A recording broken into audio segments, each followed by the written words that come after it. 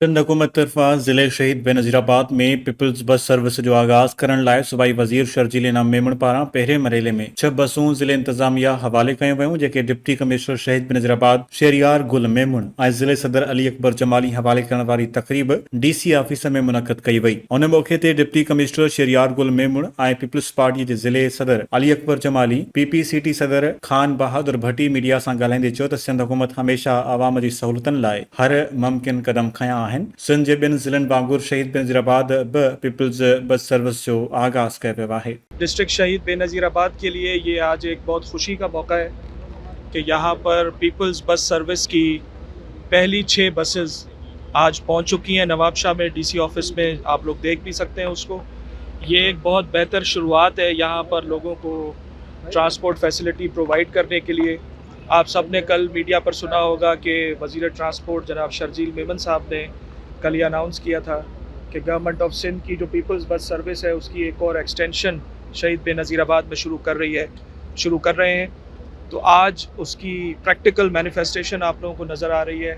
यहाँ पर ये 6 बसेस मौजूद हैं जो कि मुख्तलिफ रूट्स पर जिनको अब हम फाइनलाइज़ करेंगे इंशाल्लाह ताला, और इसका फिर प्रॉपर इनाग्रेशन भी करेंगे और फिर इसको चलाया जाएगा। अॼु असांजे ज़िले शहीद बेनज़ीराबाद में जंहिंमें बिलावल साहब जो विज़न आहे, उनखे अदी फरियाल साहब आहे, असांजी लाड़काणे जी MP आहे, पर असांजी हिते रहनुमा आहे अदी अज़रा साहब आहे, आसिफ़ साहब। ही पहिरीं खेप आहे जंहिंमें 6 बसूं असांजे ज़िले में मिलियूं आहिनि ऐं मुंहिंजी कोशिशि इहा हूंदी वधीक त वेंदासूं ऐं जेके नुमाइंदा आहिनि त उन हिसाब सां इन्हनि खे डिस्ट्रीब्यूट कयूं। 6 बसूं तमामु थोरियूं आहिनि, असांखे इलाही बसुनि जी ज़रूरत आहे। त हिकिड़ो त शायदि इंटरसिटी सर्विस बि शायदि इन में शामिलु आहे या न आहे। मां चाहींदुसि इंटरसिटी बि थिए, पर इन खां अॻु में असांजी कोशिशि आहे त बस टर्मिनल ठहे शहर में।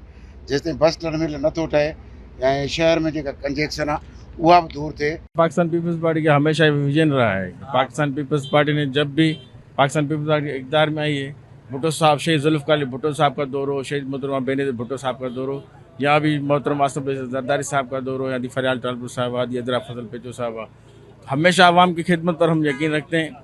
ये छोटी छोटी चीज़ें हैं, लेकिन पाकिस्तान पीपल्स पार्टी ने इस मुल्क के लिए बड़े कारनामे किए हैं, बड़े बड़े प्रोजेक्ट्स दिए हैं, और इंशाल्लाह ताला जिस तरह ये पीपल्स बस सर्विस का आगाज़ हुआ है, नवाबशाह में और भी इसमें इजाफा करेंगे और आपके जितने भी रूट्स हैं इसको कवर करेंगे। ज़िले इंतज़ामिया तोड़े पीपल्स पार्टी जो उहिदेदारनि साफ़िन सां गॾु पीपल्स बस सर्विस में सवार थी शहर जो दौरो कयो ऐं सहूलतुनि खां आरास्ता थींदे पिणु सिंध हुकूमत तोड़े पीपल्स पार्टीअ जो शुक्रियो अदा कयो। कैमरामैन सजाद अली सां गॾु AK ॾाहिरी, आवाज़ TV न्यूज़ शहीद बेनज़ीराबाद।